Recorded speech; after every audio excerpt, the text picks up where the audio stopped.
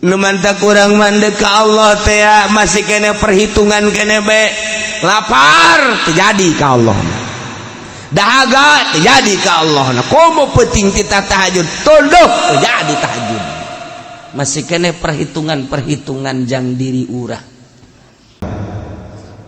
jarioskeun kecapan ti Kangjeng Nabi urang Kangjeng Nabi Muhammad sallallahu alaihi wasallam mengenai fitnah.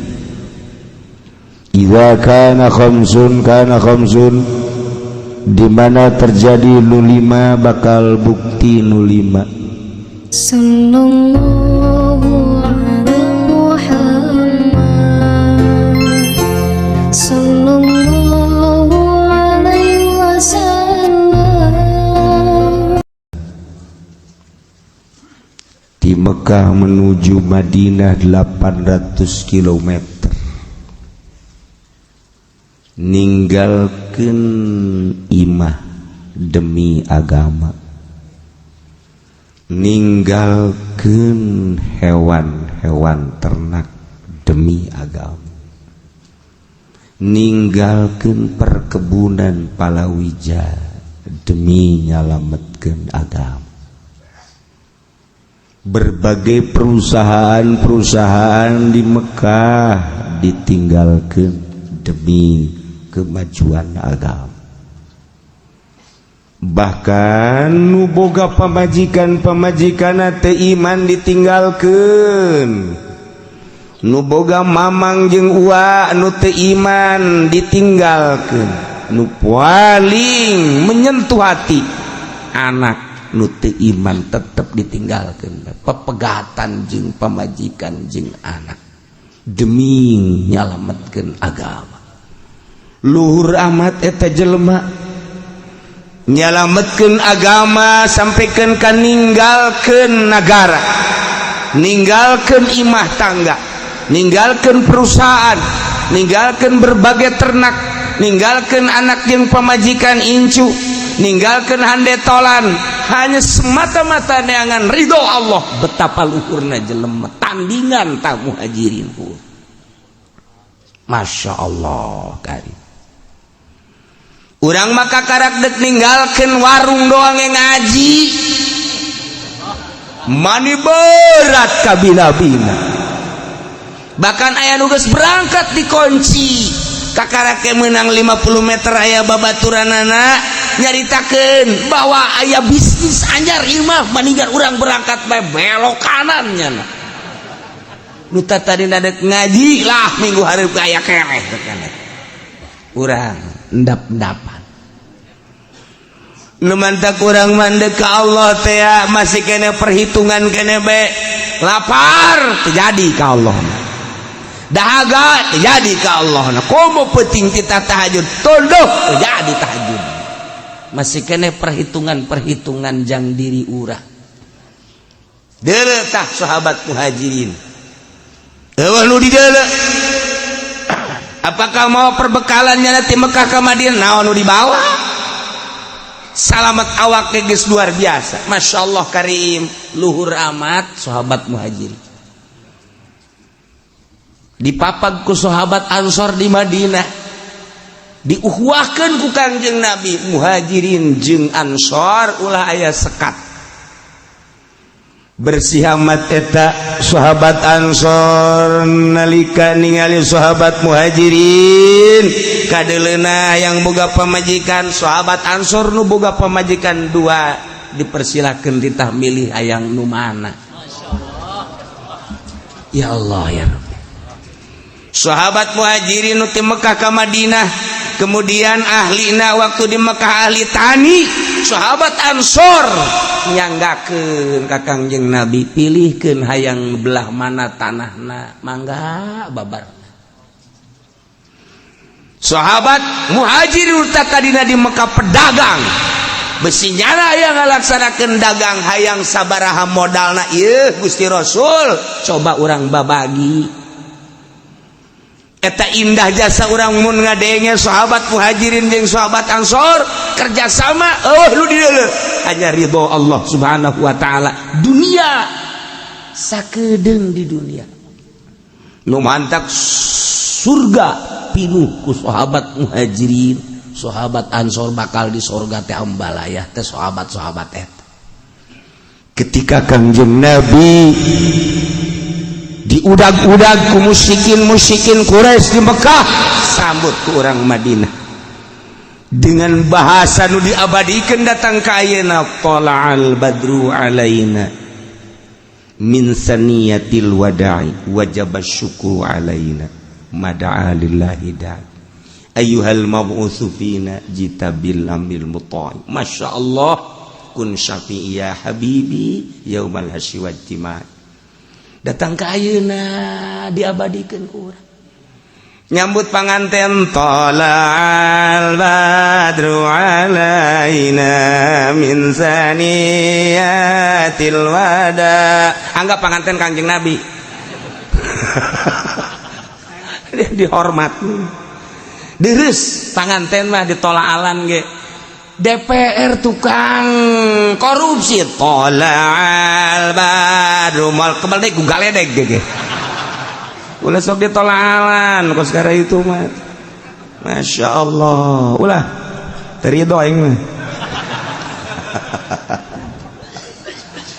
Datang kiai ahli Allah karak, tala'al badru alaina min saniyatil wada' wajaba syukru alaina mada'a lillahi da. Sebab ieu penerus Kangjeng Nabi. Nu penerus Kangjeng Nabi elos. Ai bangsa penerus Abu Jahal mah ulah ditolak. Sebesok salah nolaalan sama. Ulah tuh, Masya Allah. Nges imam menai DPR ulah. Kumacana bupati ulah sarua. Kumaha ok ulah. Kecuali diganti Badruna Kunaru.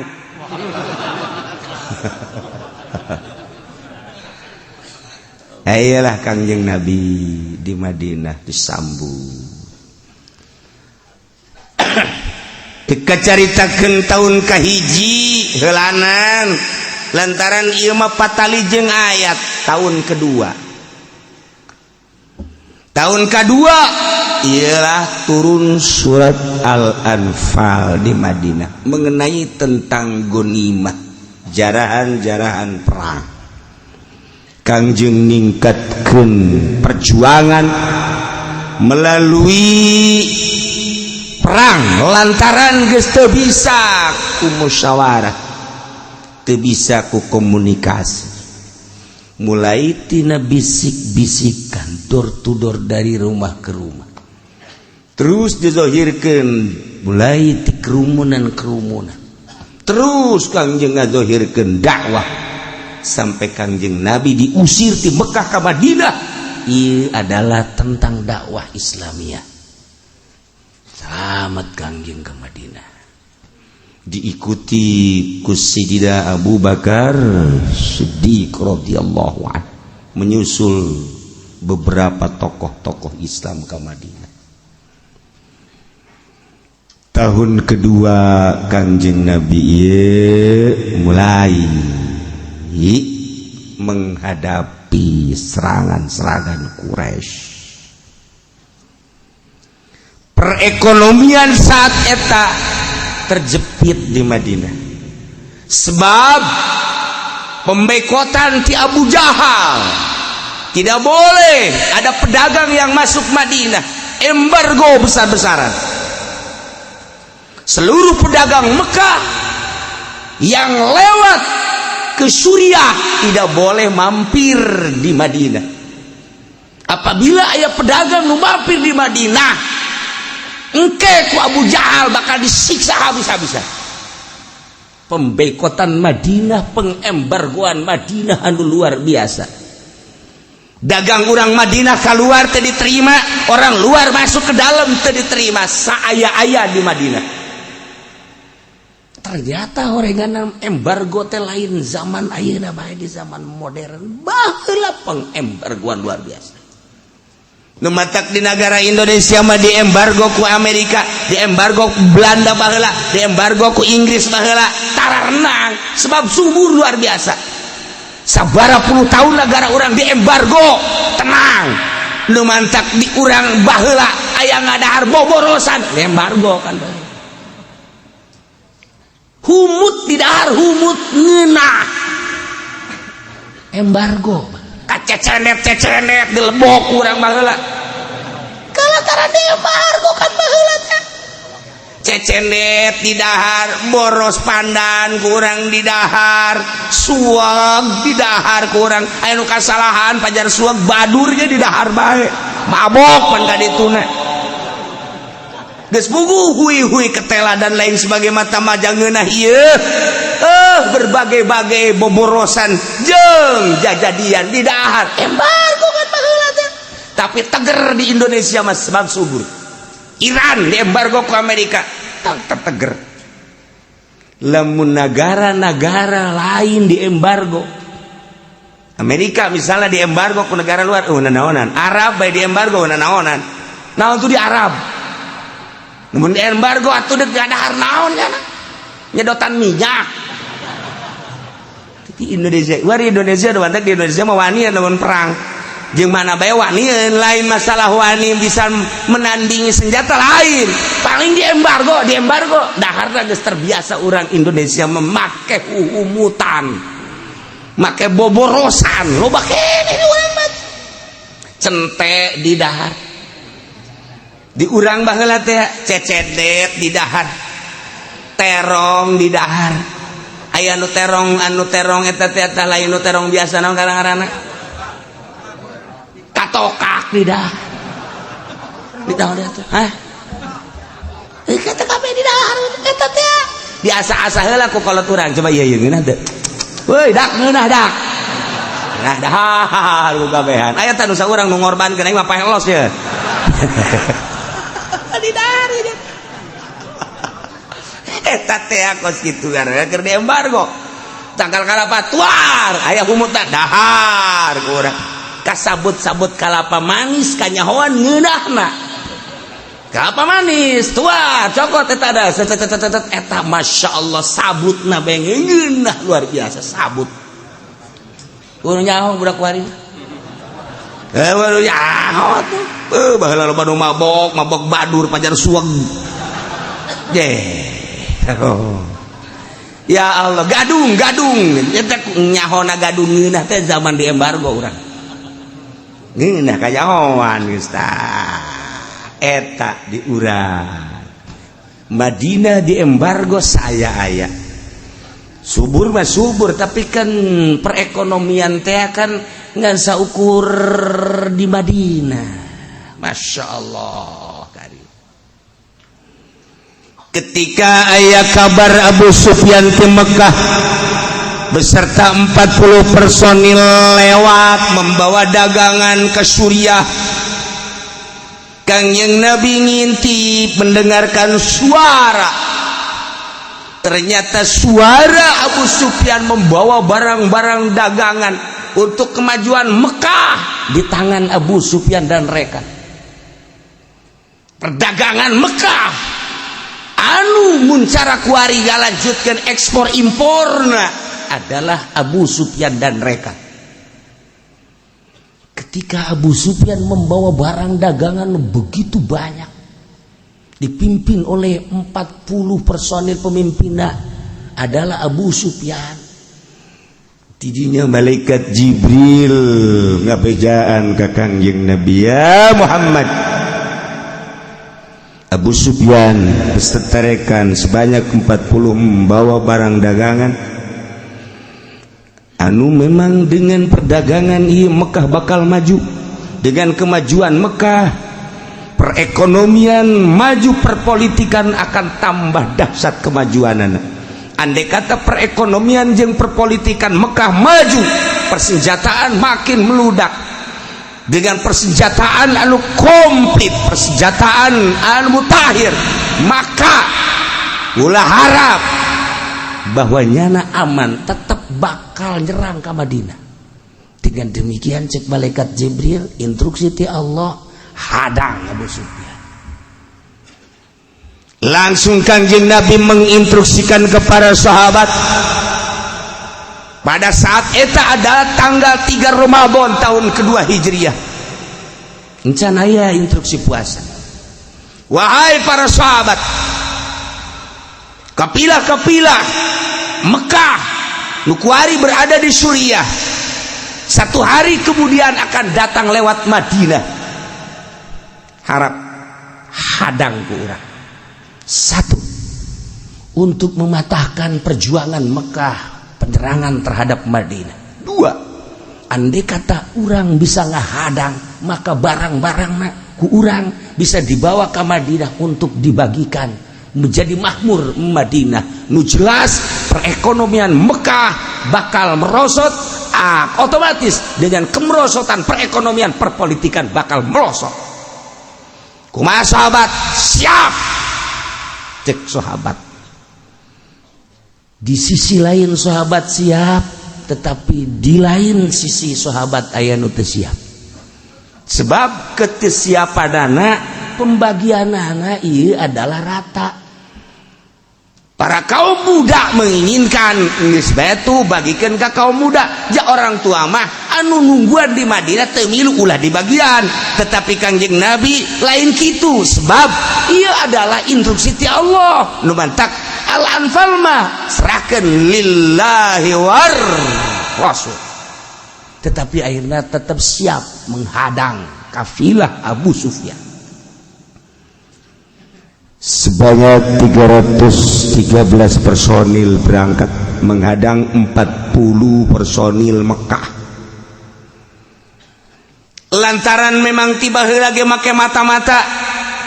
1 hari sebelum datang lewat Madinah, Abu Sufyan make mata-mata, buser, meneliti. Coba aman apa ente di perjalanan orang lewat Madinah. Lamun aman orang lewat Madinah sebab bisa ngompas, tapi lamun teu aman ulah. Ternyata 1 hari sebelumnya diteliti. Geus aya penghadang-penghadang Madinah. Kembali deui ka Abu Sufyan, teu aman lewat Madinah, orang mesti lewat pinggir laut. Dibelokeun anu tadina bakal ka Madinah, jadina belok pinggir laut. Tidinya mengutus salah seorang, cek Abu Sufyan segera datangi Abu Jahal, bawa rombongan kapilah perdagangan orang ieu bakal dihadang ku rombongan Muhammad Madinah. Segera salah seorang nu diutus langsung cetu naik kudana langsung datang ke Mekah, dek bertemu jeung Abu Jahal. Bapak Presiden Abu Jahal yang mulia, kami adalah utusan dari Abu Sufyan. Ada apa? 1 hari sebelum kami berangkat untuk lewat Madinah, kami meneliti, ternyata rombongan Muhammad telah siap untuk menghadang rombongan kafilah Abu Sufyan. Maka dengan demikian kami putar balik, yang aturannya kami jalan lewat Madinah, kami jalan sahilil bahri, pinggir laut. Maka ini pun belum tentu aman, sebab prajurit-prajurit Muhammad terlihat begitu banyak disebar. Mohon bantuannya kepada Bapak Presiden yang mulia untuk segera mengatasi dan menangani tentang permasalahan kabilah supaya lanjut. Siap, cek Abu Jahal. Tenang, kasih tahu Abu Sufyan, kecil urusannya. Dunya aing meureun. Cek Abu Jahal bari molotot. Langsung instruksi Abu Jahal, wahai kaum Quraisy, berikut rombongan-rombongan yang menganut kepada Quraisy. Hari besok rombongan Abu Sufyan yang membawa perdagangan dari Suriah ke Mekah untuk kelanjutan bangsa kita, negara kita, di mana perekonomian kita maju, perpolitikan akan maju. Ketika perpolitikan maju, akan jaya sebuah negara dan sebuah bangsa. Kejayaan bangsa, kejayaan negara terletak pada perekonomian dan perpolitikannya. Perlu diketahui, besok rombongan perdagangan yang akan memajukan negara Mekah dihadang oleh rombongan Muhammad. Dengan demikian, mohon sebanyak-banyaknya dikerahkan seluruh prajurit, ahli kuda, ahli onta, ahli panah, dan berbagai ahli-ahli. Seluruh keahlian kita hadang, kita maju untuk menghadang rombongan Muhammad besok. Nu engke deui siap. Perang urang pokoknya. Wah, dikerahkeun jumlahna 950 personil. Encan wanita-wanita ahli tari-tari, pemabokan jeung penghibur di kala istirahat. Dikerahkan ku Abu Jahal. Bahkan cek Abu Jahal ulama kan presiden untuk memantau dari Mekah rombongan maneh bae geus kabehan. Kula adalah di Mekah. Horenganan di jero hatena masih. Aya tak kasieun cenah Mas.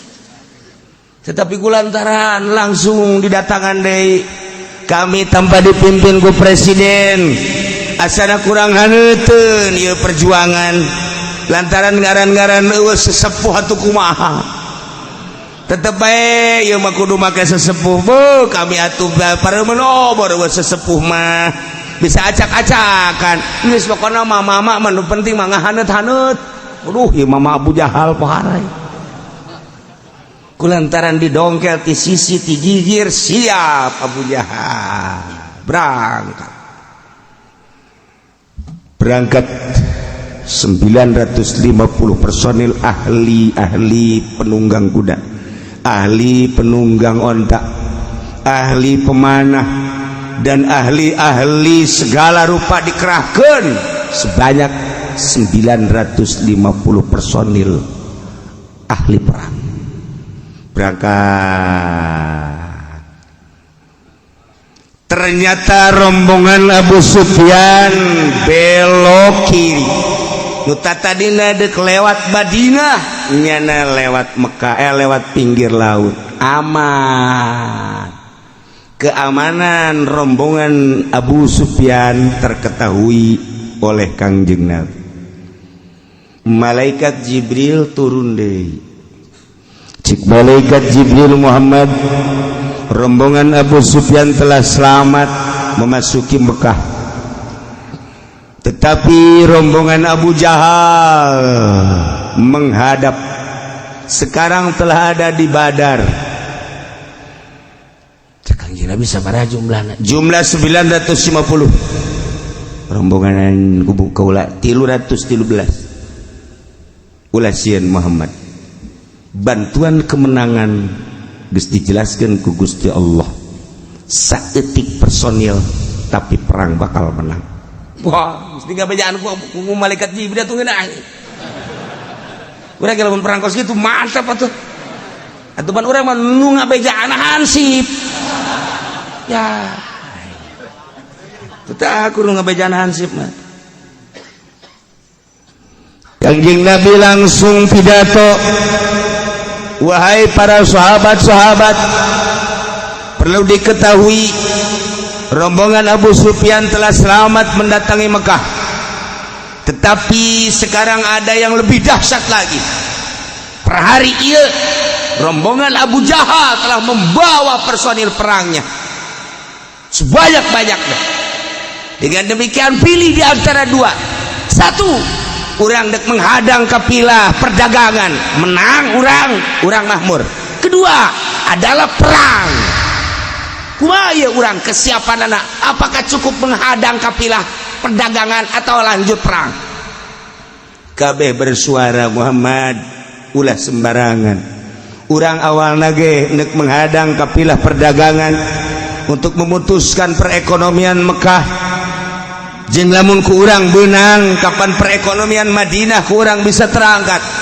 Kula sok aju macem-macem segala perang segala naon. Ieu kan urang tetep persiapan, mana senjatana, mana ahli perangna.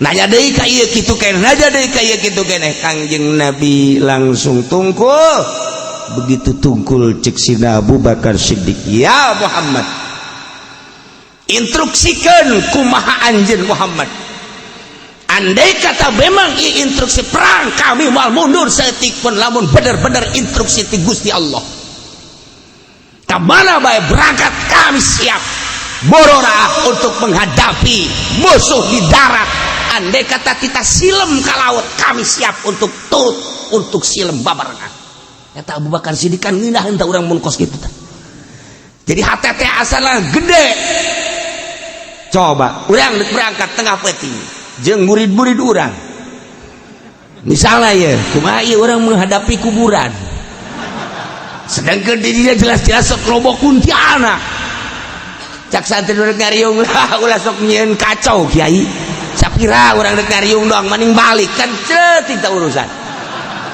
tapi lamun calak saurang kiai ulah sieun urang ieu kan deuk ngariung boro-boro kuntilanak gajah di ninjang ulah sieun hayu kulat heula lamun aya nu kos kitu kan ngeunaheun ieu mah teh kiai daripada orang manggihan kuntilanak mending baralik lah siut tah urang kos kitu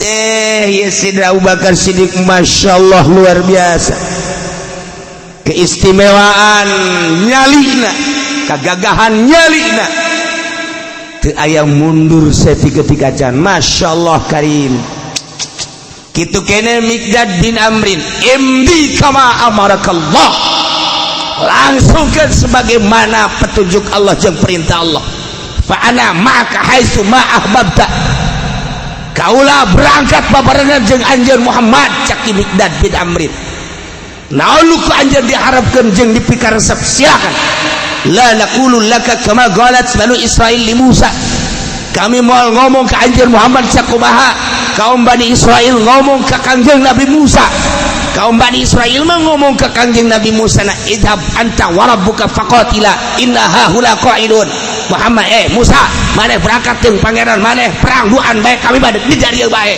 eta kan kaum bloon cakeuna kopi tapi walakin idhab anta wa rabbuka faqatila inna ma'akuma muqatilun kami mah idhab anta Muhammad berangkat anjeun wa rabbuk jeung pangeran anjeun faqatila anjeun perang inna ma'akuma kami ngabarengan jeung anjeun duaan muqatiluna siap perang moal ditinggalkeun saeutik-eutik aja Kangjeng Nabi patabassama senyum ngadengi letusan-letusan sahabat anu menggebu teu pernah sieun saeutik-eutik aja bahkan aya nu ngomong wahai rombonganna loba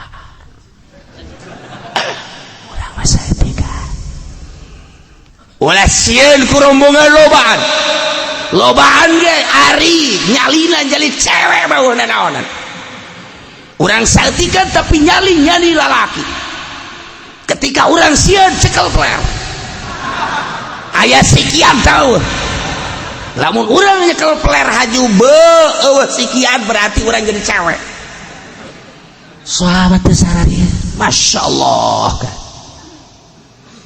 cek ahli hikmah mah urang ningali dal jeung zal kan akur dal jeung zal teh akur tapi dal jeung zal beda nilaina dal mah nak tunangan 4 tapi zal nak tuna 700 dedeg pangadeg akur dal jeung zal tetapi ternyata orang nilai kekuatanana lebih tinggi zal kitu kene manusia kafir manusia muslim manusia tapi dedeg pangadeg dan nu akur nyali nu beda jana mah perang sieun modar urang mah paeh surga titik tah urang lamun ngadenge kitu kan buringas perasaan ngeunaheun rasaan teh tapi lamun urang ngaharapi boro-boro neuk nanaon karena kuntilanak doang seserianana aing mah nu teu kuat ge tah eta doang Gusti ayo ku kuntilanak we ge sieun geus ulah perang nu kos kitu mah tuh ulah perang tuh sieun ku kuntilanak mah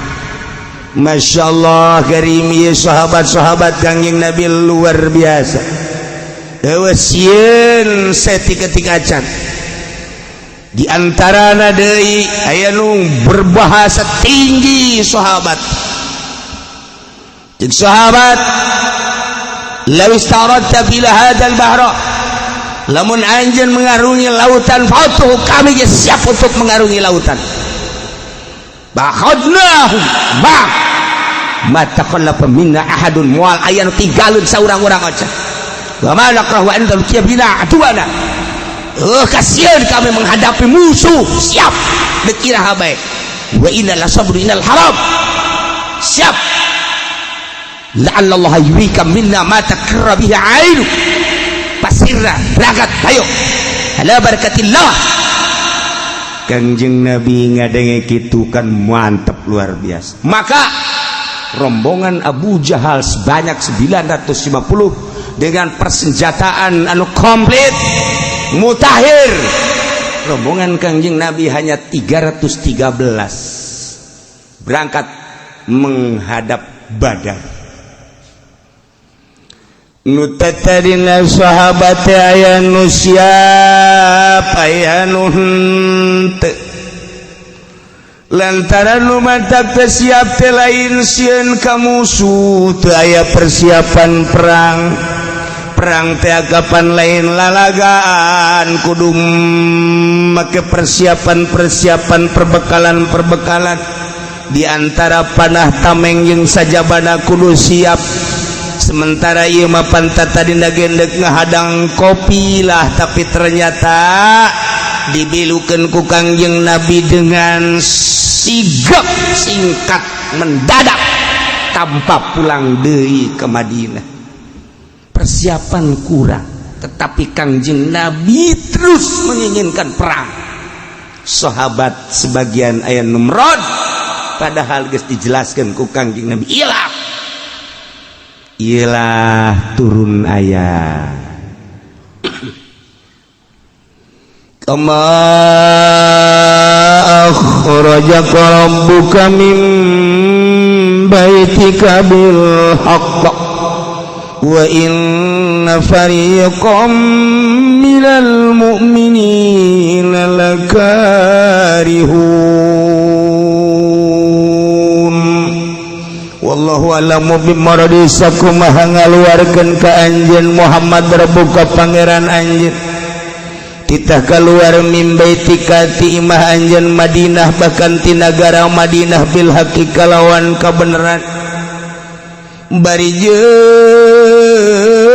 wa inna fariqam minal mu'minin, sanjana golongan ti mukminin teh lakarihun, yakin tentang arambung perang lantaran persiapan perang nan teu aya.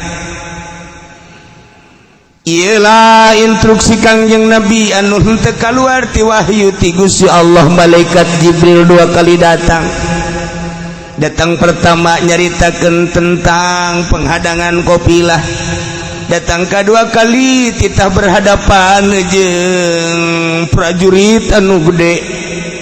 Sahabat terombang-ambing perasaanana, sakadar berangkat dan menghadang kafilah, tapi ternyata kejadianana kudu perang.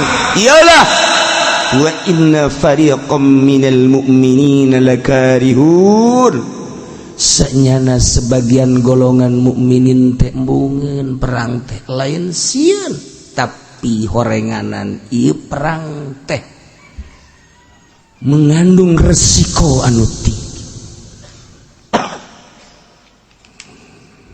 Yujadilunaka fil haqqi ba'dama tabayyana kannama yusaqun.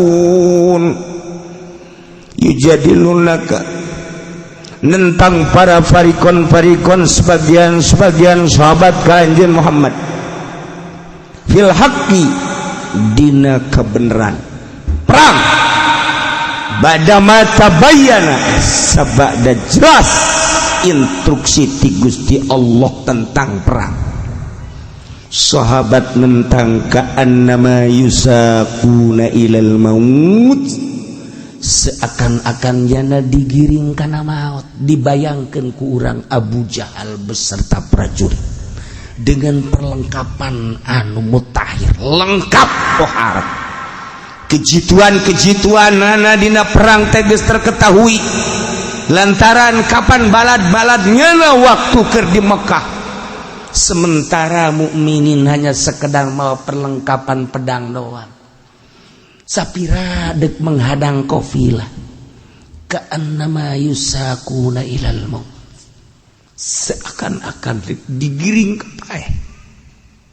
Wahum yanzurun, bari sahabat geus kadeuleu kunyana bakal pararae urang kabeh. Itulah perjuangan para sahabat. Iya nanti nyata urang bakal pararae. Iyalah alasan fikarohatihim lah dina embung para sahabat perang teh lain sieun, tetapi dengan kuantitas saeutik sakadar 313 perlengkapan hanya sekedar pedang, sementara di Mekah geus kadenge sahengna Abu Jahal beserta prajurit-prajuritna. Tetapi dengan kebesaran nyali mukminin, Sayyidina Abu Bakar Siddiq, Sayyidina Umar, Sayyidina Mikdad, jeung berbagai sahabat-sahabat anu lain tampil dengan prima, siap untuk menghadapi perang di Badar. Ialah diabadikeun tentang perang Badar, terketahui ku Yahudi, terketahui ku Nasrani sadunia kuari ketika membaca ayat ieu, keistimewaan mukminin dalam rangka li'ilai kalimatillah nu dideuleh hiji ridho Allah subhanahu wa ta'ala. Maka ayat ieu lain lalagaan jang ngajadikeun motor ka urang sebagai mukminin untuk menghadapi peperangan jeung kafirin. Ulah sieun setik-etik aja, teu kudu sieun mutakhirna perlengkapan, teu kudu sieun lobana musuh, lantaran mukminin mah dilindungi ku Allah subhanahu wa ta'ala. Hiji menang luhur agama, eleh korban paeh surga Allah. Sakumaha mukminin waktu ndek ngahadang ge loba anu embungeun, lantaran embungeunana lain sieun sebab pembahagianana ternyata kudu akur bae diserahkeun ka Allah jeung Rasulna. Kama akhrajaka rabbuka sakumaha ngaluarkeun ka anjeun Muhammad rabbuka pangeran anjeun min baitika ti nagara anjeun ti imah anjeun Madinah bil haqqi kalawan mawa kabeneran nyata. Langsung instruksi ti Gusti Allah bari sebahagian sahabat teh arembungeun sakumaha arembungeunana sahabat anu dek berangkat dek menghadang perang ge embung ku sebab naon persiapanana teu lengkap. Setelah Kangjeng Nabi nyaritakeun ieu adalah momen anu moal aya duana, sebab kula instruksi lain ti diri kura Jibril datang ka kula titah menghadapi peperangan anu dahsyat. Ulah sieun satik-etik aja. Maka sahabat siap, nu tadina rada hembar-hembir, nu tadina rada suan sieun, nu tadina dibere embung perang, tapi ternyata peletupan bahasa-bahasa sahabat anu nyalina gede, Abu Bakar, Mikdad dan lain-lain sebagainya. Mundur jeung wesian saya ketika can kabawa nu sejen ge siap perang tempur walaupun kuku mage urang laksanakeun perang menghadapi prajurit-prajurit Abu Jahal datang ke Badar. Masya Allah, selama Abu Jahal menunggu kedatangan Muhammad lantaran Kangjeng Nabi Muhammad teh ayana di belah kananeun Badar Abu Jahal teh dirinya hiburan minum-minuman heula. Abu Jahal beserta rekan teh tidinya tagonian nyanyi-nyanyian heula. Abu Jahal teh tidinya teh menunggu kedatangan Muhammad. Mencit ontana ge sapoe teh kadang-kadang aya 10, kadang-kadang 9, kadang-kadang leuwih. Matak Sayyidina Ali teh pangjitu-jituna jelema menerka rombongan Abu Jahal. Aya 2 jelema nu didatangan ku Sayyidina Ali. Begitu didatangan Sayyidina Ali, "Hei, maneh keur naon?" Ngalacai. "Rombongan di mana maneh?" Ulah rombongan Abu Jahal. "Di mana ayeuna?" "Lembah Badar." "Di sabaraha poe?" "Mungkin geus aya 3 poe." "Sapoena sabaraha?" Eta nya mencet onta. Pertama 9, kedua 10, tilu mah 11. Dikira-kirakeun ku Sayyidina Ali, berarti 1000 kurang 950 kira-kira. Jago Sayyidina Ali. Tidak 9 onta berarti sekian personil manusia. Ternyata teu meleset Sayyidina Ali. Nailah peperangan anu dahsyat. Hanya semata-mata dek neangan ridho Allah Subhanahu wa ta'ala. Maka ayat ieu diabadikeun khusus jang peperangan umumna bagi nu dek neangan ridho Allah Subhanahu wa ta'ala. Sakumaha Kangjeng Nabi neangan ridho Allah, diinstruksikan kita keluar ti imah ninggalkeun negara Madinah. Maka urang dek neangan ridho Allah teh ulang ajedog bae di imah. Jelema neangan ridho Allah padahal bodoh ngajedog bae di imah moal meunang ridho Allah. Bekal ibadah ilmu kudu diteangan. Kangjeng Nabi neangan ridho Allah ninggalkeun Madinah, ninggalkeun imah. Kitu kene urang neangan ridho Allah dek menghadap Allah kudu ditinggalkeun imah atau kunci ta imah. Neangan perbekalan jang neangan ridho Allah, ilmu wudu, ilmu salat. Numantak lamun hayang nyawa prajurit-prajurit Allah, etalah prajurit Allah teh nu berangkat ke medan laga ngalawan musuh-musuh Allah banggul senjata. Di samping eta prajurit Allah adalah tas santri-santri nu ninggalkeun imah. Nyana ninggalkeun imah, perbekalan hanya secukupna, paling ge beas duit ala kadar berangkat. Apakah nyana henteu sedih ninggalkeun indung bapak? Apakah nyana henteu sedih ninggalkeun dulur? Apakah nyana henteu sedih ninggalkeun keluarga? Ninggalkeun babaturan sedih kabeh ge, tapi nyana di jero benak hatina aing dek jadi tentara Allah. Neangan ilmu Allah Subhanahu wa ta'ala. Eta santri paeh di jalan, paeh di pondok, mal ditanya di sorga langsung. Tentara Allah eta. Kama akhrajaka rabbuka min baitika bil haqqi wa inna fariqam minal mu'minina lakarihun. Sakumaha ngusir, sakumaha ngaluarkeun ka anjeun pangeran anjeun hai santri. Di imah anjeun berangkat semata-mata neangan ridho Allah. Wa inna fariqam minal mu'minin, walaupun sebahagian mukminin malakarihun embungin jadi santri, tapi nyana tetep aja jadi santri.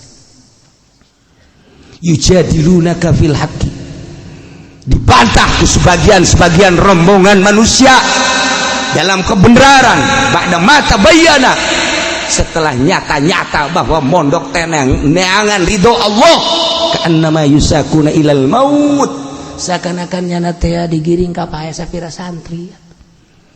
Paling mawa beas teh sagantang, duitna teh paling sabaraha duit 100-200, menang sapoe 2 poe geus beak ka dituna, geus hese deui nyana dek balik jauh ka ditu nu mere eueuh. Mantak santri teh parwasa bae laleutik awakna ge. Tadi nama keur mondok kakarak asup 40 kilo barang menang sabulan kuari geus 60 kilo. Oh jadi beda. Santri kuari beda jeung santri baheula. Jadi geus teu menghadapi maut kuari mah santri kuari mah sesenangan sarua bae. Anu kuduna mah ka'annama yusakuna ilal maut wa hum yanzurun, seakan-akan digiring ka pae santri teh santri baheula lamun dongeng almarhum bayi abah di dieu terus masantren ka dieu ka mana ka Kidahlan. Suatu saat jana di dinya teh kekurangan modal kan mawa naon karu terus baheula mah kabelah itu kan tani setengah liter geus rada loba balik datang ka pondok teu ka mana-mana terus mesantren ka Kosambi sarua bae nu mantek satu ketika almarhum ya abah dongengna ketika berangkat terus ka ditu embung balik maksudna mah yang nyambung ieu nyambung ngaji. Begitu ditanya di satu tempat boleh diceritakan gua ke kampung nama aya dulu rek kuring ngaji di dieu. Di mana si Ajang? Cak bapana kula masantren. Di mana masantren? Kosambi. Asli orang mana? Asli orang Pasar Kemis. Pasar Kemis mana? Songok. Oh, saya sangaran. Sangaran Damyati. Oh, saya Damyati. Geus kieu bae kuring mah nya. Sia lamun asa bulan atuh boga geus tukur balik ka ditu ka dieu bae nya. Gede geus pokona mah. Geus, di dia dijamin. Pokoknya nek 2 bulan, nek sebulan, nek 2 minggu asal teu boga bakal ka dieu. Oh atuh. Alhamdulillah tah asal 2 minggu teu boga ka dinya sabulan. Horenganan anakna dek dibikeun. Kabelah dieu da bager amat cak almarhum teh horenganan. Ada belas, ada beras di balik beras. Barang ka ambet ya malah kabat ya malah ka dijadinya deui mah teh teh kurang henteu bahaya ya bahaya gede ieu mah urusanna waduh eta dongeng zaman baheula mau kanerot masyaallah sebab naon ka'annama yusaquna ilal maut wa hum yanzurun mantak santri baheula kualitas jeung nu kuari beda jauh.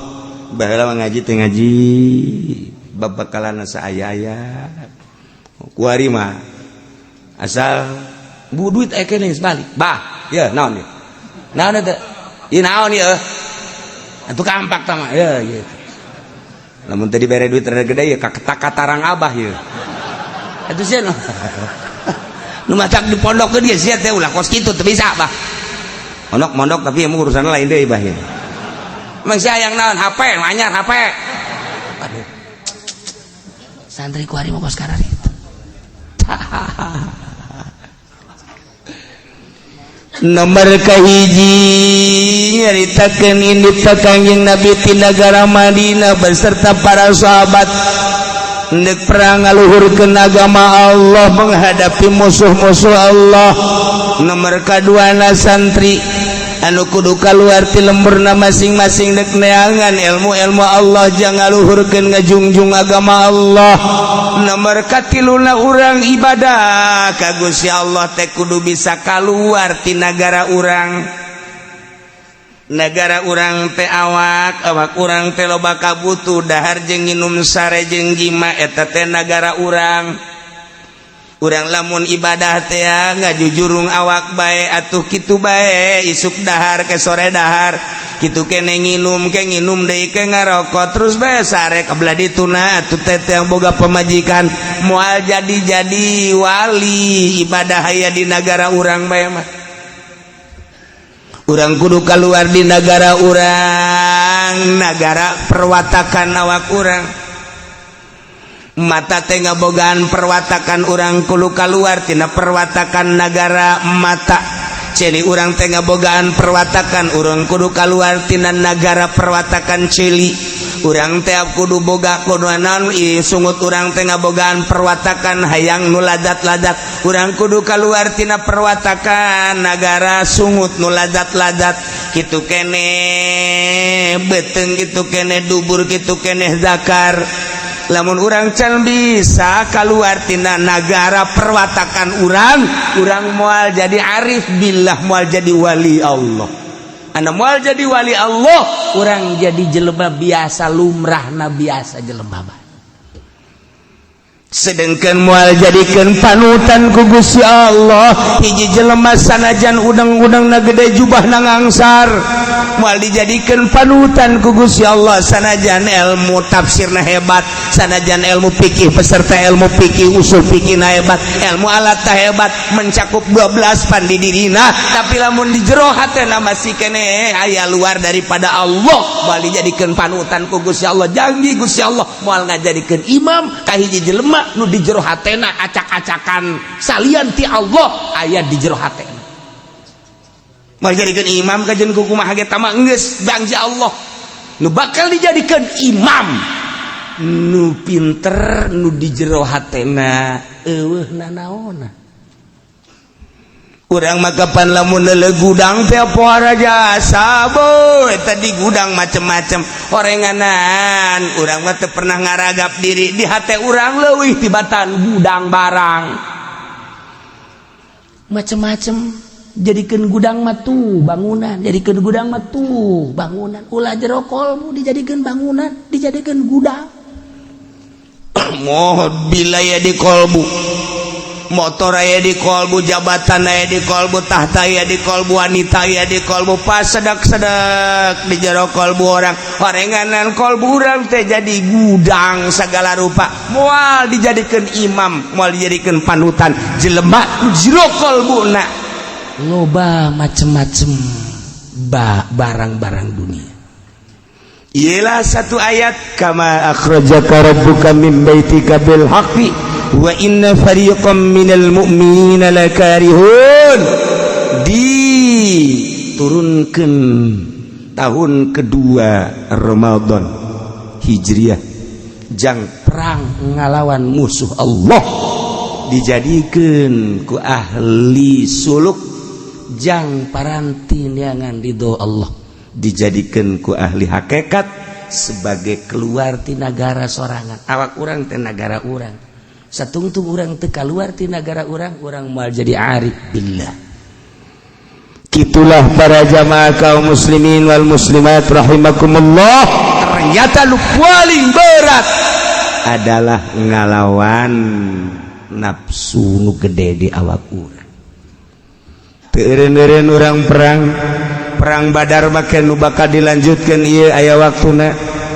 perang di negara urang baheula ngalawan komunis aya waktuna perang di negara urang ngalawan Belanda baheula aya waktuna tetapi perang ngalawan nafsu mah datang ke akhir hayat urang ielah urang perang ngalawan musuh Allah jihad tetapi urang ninggalkeun jihad asghar menghadapi jihad akbar ieu nu bakal dilanjut kakarak ngamimitian berhadapan Muhammad beserta para rombongan geus menghadap ke Badar di Badar geus ditungguan ku rombongan Abu Jahal 950 nu handle rombongan Kangjeng Nabi ayat 313 eta ge persiapanna untuk perang teu aya tapi dijadikan ku Kangjeng Nabi ialah sebagian sahabat embung lantaran nu mantak embung persiapan perang nah teu aya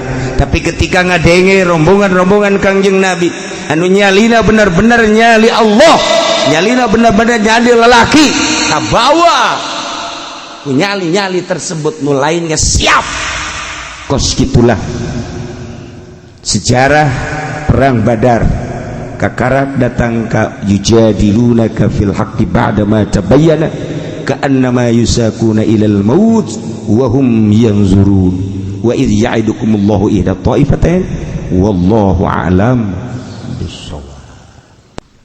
Bismillahirrahmanirrahim wa kana 'ata'ul kharrasan lan ana sapakai apa kang bangsa kharrasan Iran radhiyallahu ta'ala anhu muganilar benu sallallahu ta'ala alaihi mahalur ya Allah anhu saking apa ya gulu ku ngucapi apa ngucapin lapan iza kana khamsun tatkala tinemu apa kang lilima maka bukti apa kang lilima iza akalur riba kana al khasab wa zalal tatkala marangan ya kaum ing riba maka tinemu apa ambles lan gempa bumi.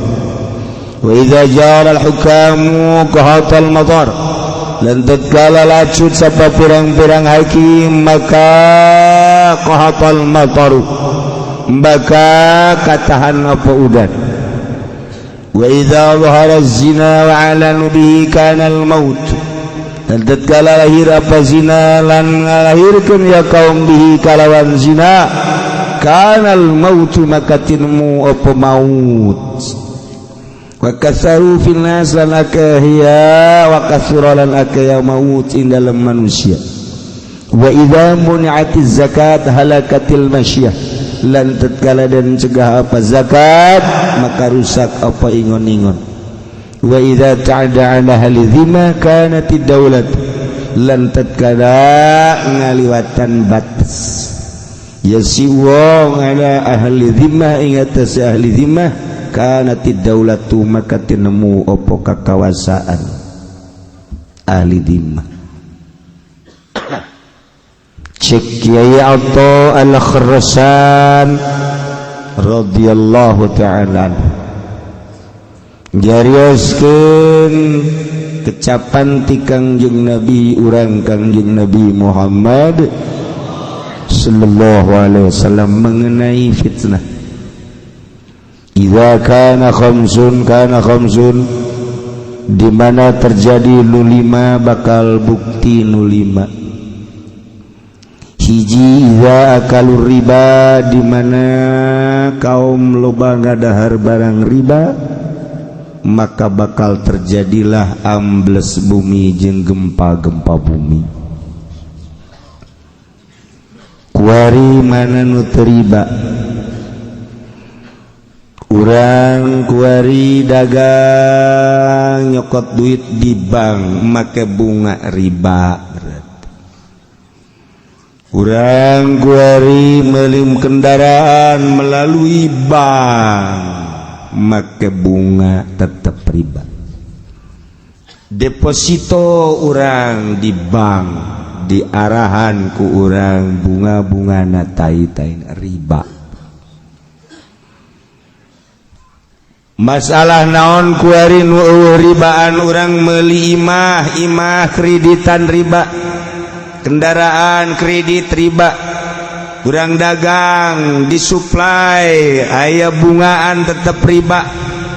Ngadagangkeun barang-barang Cina sigana urang teh dagang mulus padahal mah urang keur gupak dina riba. Urang tani kemudian urang meuli pupuk-pupukna pupuk ti nagara riba. Urang ayeuna mah meuli bayatu tai kotok di pabrik barang najis ku urang dibeli riba. Mana nun teu riba kuari. Timimiti imah kendaraan pakaian datang ka dahareun hampir riba 100%. Kuari mana anu ribaan, coba naon nu ribaan. Mun Kangjeng Nabi nyaritakeun di akhir zaman engke bakal kabeh timimiti kendaraan imah jeung dahareun pake sandang pangan wabeh haram. Sahabat kaget. Kudu kumaha tungke eta? Ibadah ka Gusti Allah. Iya wari urang nah mana nu terlibat? Mana? Urang hayang embung tina riba. Kiai kuari kiai cicing bae usahan teu naon tekan dibere ku pelimbah teh biang riba. Kuari kiai cicing bae kemudian dibere ku pamarentah, disumbang ku pamarentah, pamarentah mah juri riba.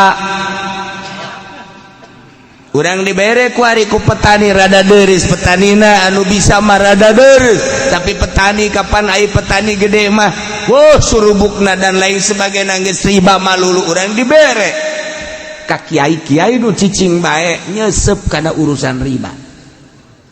Mana nu teu riba? Iyalah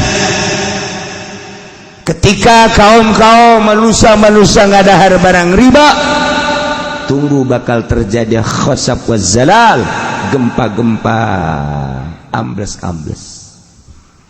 geus puguh urang ngadenge tsunami 250.000 sakali nu maot.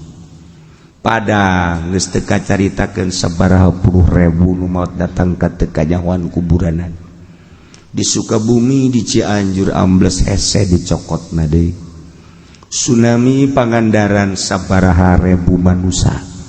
Yogyakarta gempa. Kamari Garut banjir teu kacaritakeun sabaraha ratusna lantaran urang dibere informasi nu dangkal ku pamarentah. Padahal sabaraha ratus imah jeung sabaraha ratus personil manusia. Parae. Encan di daerah-daerah nu mamana nu leutik-leutik ieu teh ya moal bisa ditahanan ku kumaha ge. Sebab Kangjeng Nabi geus caritakeun idza akalur riba kanal khasaf waz zalal, di mana geus gadaha riba bakal terjadilah pengamblesan jeung pergempaan. Cing hade hiji. Nomor kedua wa idza jaral hukam qahatal matar, di mana geus lalacut para jaksa, para hakim, para pemutus hukum ustad jeung kiai telah menyalahgunakeun mana aya ku ari hakim anu jujur, mana aya jaksa anu jujur. Boro-boro hakim jeung jaksa anu aya di lingkungan 3 segi emas, kiai bae kiai geus hese nu kudu hukuman haram tetap haram, kiai masih kene ang-angan. Asana emang keur ieu mah haram eta budak. Kiai eta kredit wa emang ai asana mah bener eta. Ieu mah haram. Ai kuari mah ya wallahu alam lah.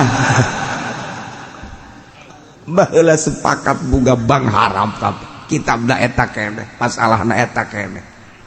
Kok ganti tahun ka dieu urang kababawa ka ditu. Masyaallah karim. Tinggal tunggu qahatal matar. Ditahan bakal hujan, dina ayana hujan teh jadi kabarokahan. Biasana turun hujan teh sejuk tiis, tapi ieu mah turun hujan keur hujanna ge urang hareudang keneh bae. Baheula mah turun hujan teh jararadi segala rupa. Jadikeun kasuburan anu pohara ku ari mah turun hujan aya aturan tatangkalan di hujanan garing model ku ari. Ieulah akibat pemutus hukum anu henteu jujur. 2. Nomor katilu wa idza zahara zina wa alanu bihi kana al maut wa kasura fil nas.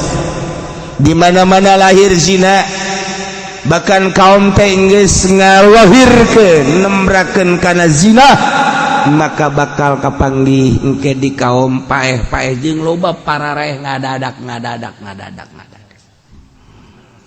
Kuari jelema teh baheula mah kakara rerendengan bae rerendengan ge isin mah. Urang kampung ka Jakarta balik bareng jeung awewe teu waniun rerendengan ja isin ku urang lembur. Masih kena aya adab. Tapi kuari Masya Allah geus lain rerendengan deh, silih pacok di jalan semua. Masya Allah. Geus ka isin buat budak ngora anu bodoh mah masih keneh rada leuheung, lain berarti halal, lain berarti menang leuheung, masih keneh menggebu syahwatna jeung nafsuna. Tapi pan kuari mah urang ngadenge naudzubillah summa naudzubillah min zalik. Lamun nu berpendidikan ai eta guru-guru zararina, ari eta anu osok mere petuah-petuah di negara zararina. Lamun baheula di zaman Pak Harto, zaman Pak Adam Malik main bongkar-bongkaran, berapa cengceman wanita nu aya di Cipanas, nu aya di puncak. Saat eta main bongkar-bongkaran nu tadina masyarakat teu nyaho. Di zaman Pak Adam Malik muncul Menteri Penerangan Harmoko, tidinya lah main bongkar-bongkaran kanyahoan jenderal anu cengcemana anu, menteri anu cengcemana anu. Eta zaman eta kuari mah geus ambalaya. ambalayah ku ari mah lantaran baheula mah disadiakeun teh lamun kunjungan ke negaraan luar negeri ka urang eta teh persediaanana aya di jerona perzinahan deuk dipake deuk henteu kitu kene kunjungan ke negaraan Indonesia ke Amerika ka Inggris ke mana deuk dipake deuk henteu tapi perlengkapanana geus aya ku ari mah kunjungan DPR ka daerah bae geus kudu kos kitu jarariji aing mah ngadengeun lamun dibongkar urusan per DPR-an jeung per MPR-an naudzubillah min zalik wa min zalik wa min zalik wa min zalik wa min zalik wa min zalik wa min zalik wa min zalik wa min zalik uyuhan betah hari rup di dinya uyuhan betah hari rup di dinya Masya Allah nah iyalah bakal ulah kaget sing geletek bakal loba nu maot ngadadak truk maot engke bakal ambalai kuari geus kanyataan wa idza muniyatiz zakat di mana teu daek zakat jalma halakatil masyah bakal rusak satu hewan ke lantaran eueuh kajujuran kan manusia kalima wa idza ta'adda ala ahli dhimmah di mana berlebihan terhadap ahli dhimmah kafir-kafir anu bayar upeti di negara di urang WNA WNI warga negara Indonesia asli WNI anu nyieun warga negara baik eta bule maupun eta orang RRC atau sekitarna nyana domisili di urang bayar upeti kan ka negara ketika urangna berlebihan terhadap manehanana dimomoy ku urang sehingga dengan kamomoyan negara urang nyana bisa laluasa di urang bergerak perekonomian bahkan lain sekedar perekonomian nyana bergerak perpolitikan mengalahkan pribumi iyalah akibat ta'ada ala ahli zimmah orang pribumi ngamomoy ahli zimmah karena tidaulah kekuasaan bakal dicekel ku jelema-jelema kafir urang kene nu salah datang nyana mawa duit ke DPR diterima nyana bisa laluasa gerak nyana datang ke atasan mawa duit diterima atuh kan laluasa boro-boro eta deui dewan jeung pemerintah dibawakeun ka golongan ka organisasi Islam diterima atuh nyana leuwih laluasa gerak maka lain sekadar perekonomian ku ari nu dikuasai ku ahli zimmah yane kafir bahkan perpolitikan geus dikuasai ku nya akibat urangna lengah kunaon atuh mun cara lalayangan terus bae diulur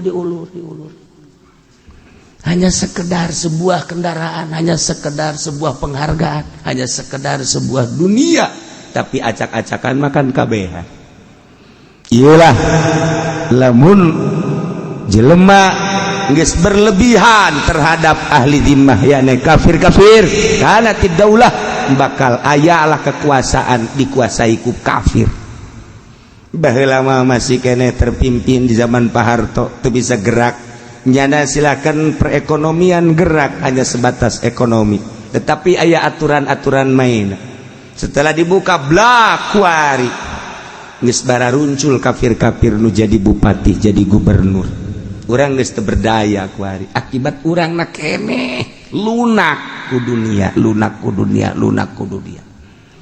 tinggal diperhatikan ku urang kaharep lantaran negara makin bok-brok negara makin kacau negara makin amburadul lain eueuh di luhur teh anu barisa ngaji lain eueuh di luhur nu talar Quran tetapi naon hartina Quran ditalar lamun eueuh mangpaatna jang negara naon hartina kapinteranana seorang menteri lamun kamangpaatana teu karasa ku urang naon artina sebuah organisasi Islam lamun memang teu karasa ku urang mana atuh ieu napas-napas Islamna tarolah napas-napas demokrasina mana atuh kuari lantaran lunak terhadap ahli zimmah kekuasaan bakal dicekel ku ahli zimmah tinggal orang introspeksi negara nu sakieu gedena dicekel ku bangsa Indonesia nu sakieu lobana jeung palalinterna kok hanya segerintil dua gerintil manusia bisa menguasai urang bodoh amat urang, bloon amat urang, goblok amat urang, tolol amat urang. Ditolol-tolol ge emang urang mah tolol, digoblok-goblok emang urang goblok. Kunaon atuh? Hanya beberapa gerintil manusia bisa menguasai. Marilah urang introspeksi babarengan negara urang, sebuah negara anu maju nu makmur, anu diperbutkeun ku seluruh negara lantaran ieu hasil nagarana luar biasa. Geus puguh pertanian, logam, minyak, kayu, segala rupa aya di urang. Bahkan aya seberapa pulau anu encan pernah dijamah ku tangan-tangan manusia. Saking makmurna. Sakieu ge dikorup terus ku Amerika, dibawaan ke luar negeri.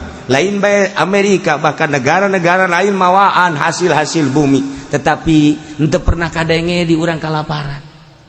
Henteu pernah urang seakan-akan nyabodokeun, mengabaikan sabodolah. Tetapi lamun geus menguasai negara, berarti kan gede dicaplok i negara urang.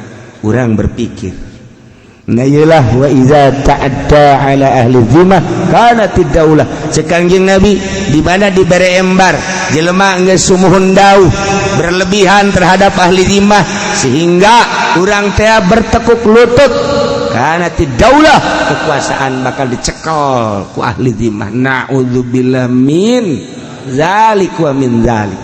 Urang ngomong ku kumaha ge sapira urang jelema nu aya di handap, boro-boro polisi jeung abri hansip ge lain urang, boro-boro budayawan urang mah puguh ngaji ge sapira ieu mah jeung jelema frustasi mah lulu kabeh, jelema anu empes-empesan kabeh ge kan sakadar bisa ngomong jeung ngadoa we ka Allah. Mudah-mudahan di negara urang ku Gusti Allah diamankeun, negara urang ku Gusti Allah diperhatikeun, negara urang ku Gusti Allah dijujurkeun jeung diadilkeun, negara urang ku Gusti Allah diamankeun sehingga urang nu ngeusian negara bisa jadi ngarasakeun katentreman jeung kaamananana jang kelanjutan hirup urang, anak urang, incu urang jeung balerea supaya tentrem subur makmur loh jinawi.